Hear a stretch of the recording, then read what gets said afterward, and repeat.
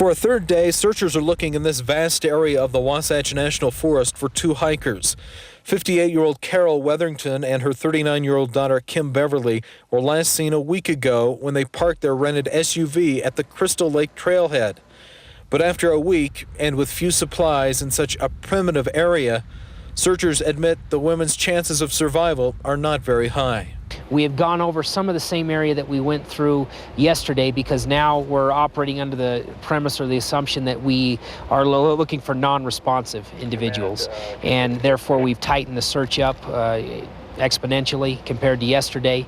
30 searchers are looking for the hikers today and are getting help from an airplane.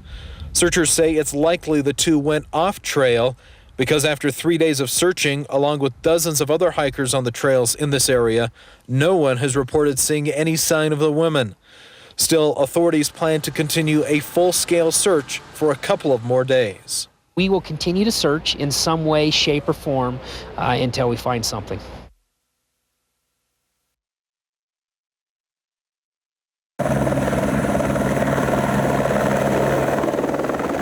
Helicopter carried about 20 search and recovery members to the site where remains were found just a day earlier, and they discovered more bones today.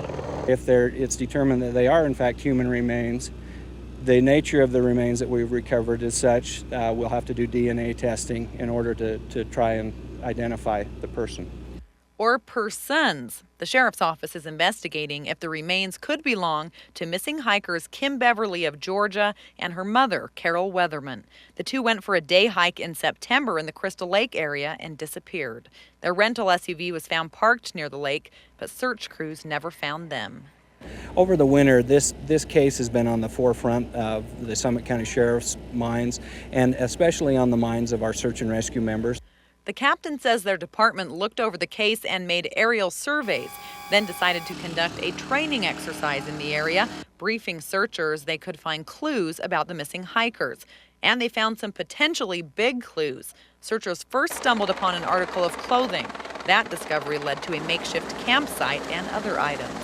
Items that you would carry in a pack for a day hike, such as a first aid kit, lip balm, camera, that type of thing.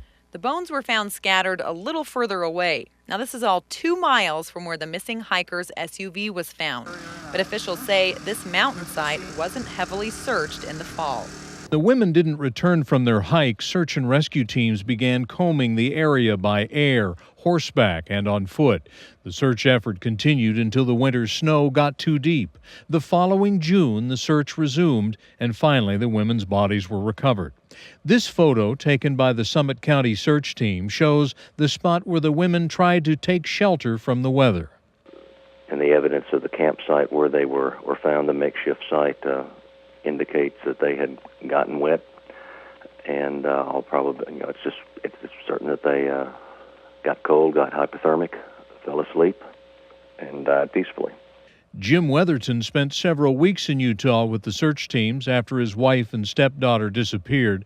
He gave KSL permission to use these photos that the women had taken. There are only 21, but they show how a day in Utah's mountains became deadly. Kim and Carole had no working knowledge of the weather patterns up there, and so the clouds, as the series of pictures proceed, the front that was coming in caught them completely by surprise. The photos, some with moisture damage, show beautiful Utah scenery, lakes, trees, mountains.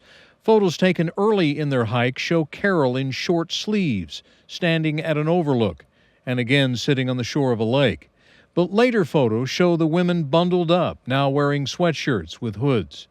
And this photo, telling in that it shows raindrops pounding the surface of this lake, indicating the weather rapidly changing.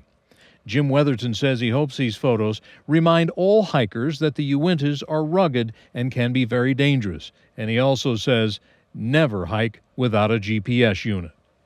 So that when different things do occur, they have a more legitimate attempt at getting back to where they came from.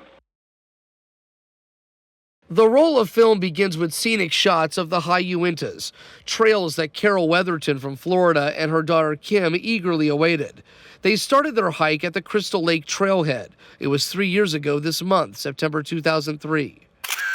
As the pictures show, the weather changed. Dark clouds moved in. Temperatures dropped into the 30s and 40s. Earlier in the day, Wetherton relaxed in a t-shirt for this lakeside pose. But a dozen shots later, she's in a jacket, hood pulled over her head. Summit County Sheriff Dave Edmonds on KSL NewsRadio. What the pictures showed were pretty ominous. Carole Wetherton's husband, Jim, told KSL Radio the two women could have prepared a little more. They had maps and were prepared in that respect.